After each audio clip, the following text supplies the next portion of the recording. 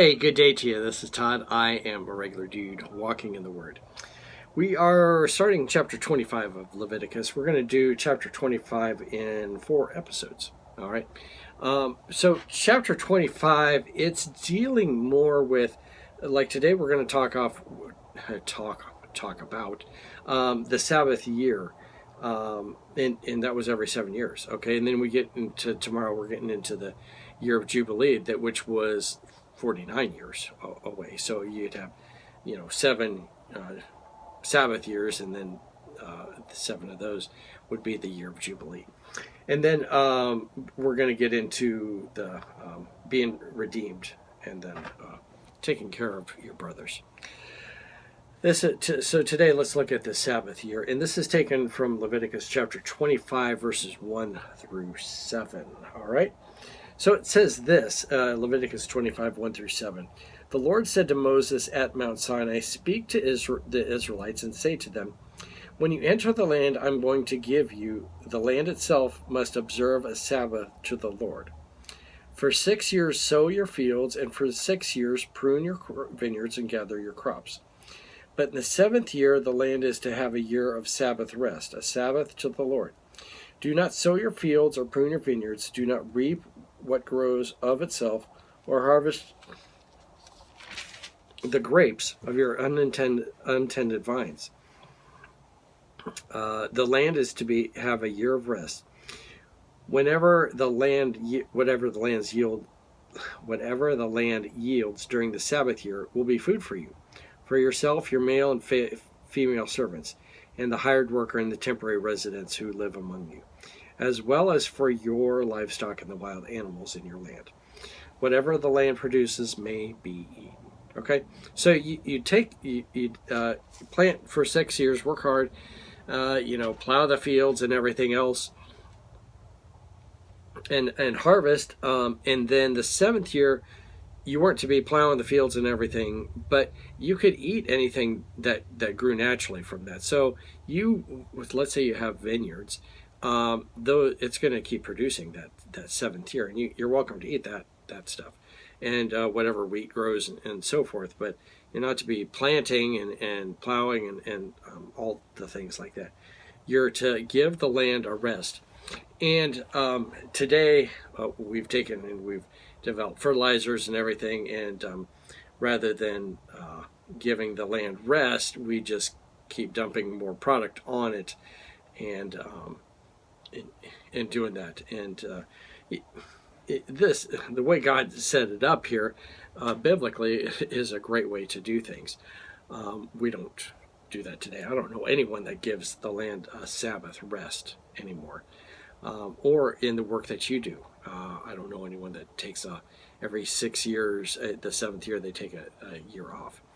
But that's what God prescribed for them to do. He prescribed it for the nation of Israel at this time. He didn't prescribe it for the whole world. Okay, he didn't say the Canaanites and everyone else are to do this. He just prescribed it for the nation of Israel.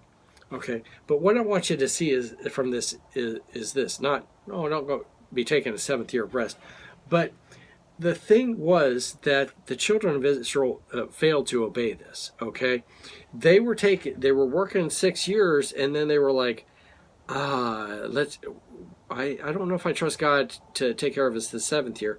I'm going to keep on working the 7th year. Okay. Or they might have gotten plenty from the 6 years. So you might have gotten double the crop.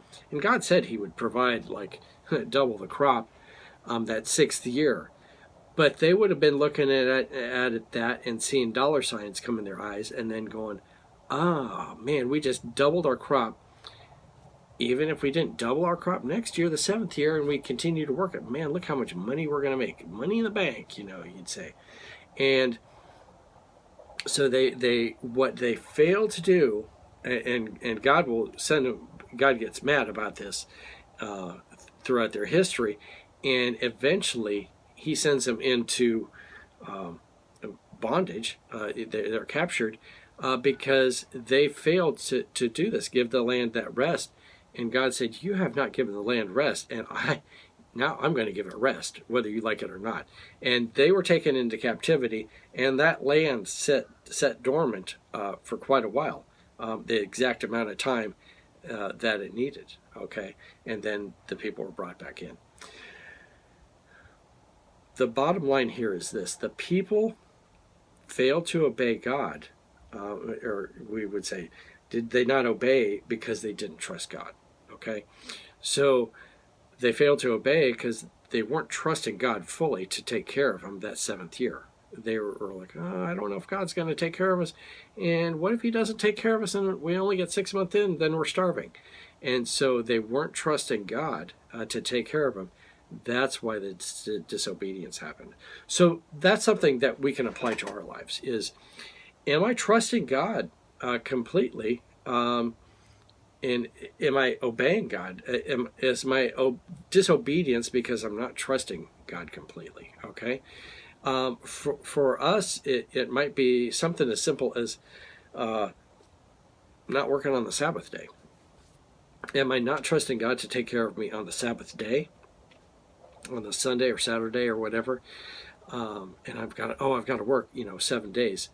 Am I not trusting God to take care of me for that 7th day?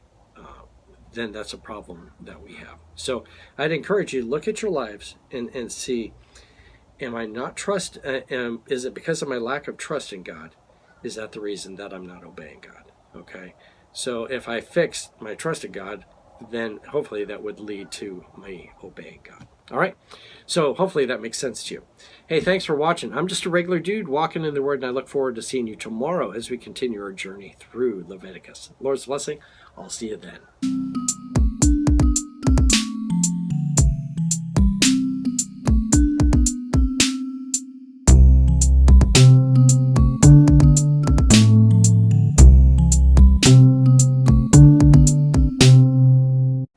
Hey, good day to you. This is Todd. I am a regular dude walking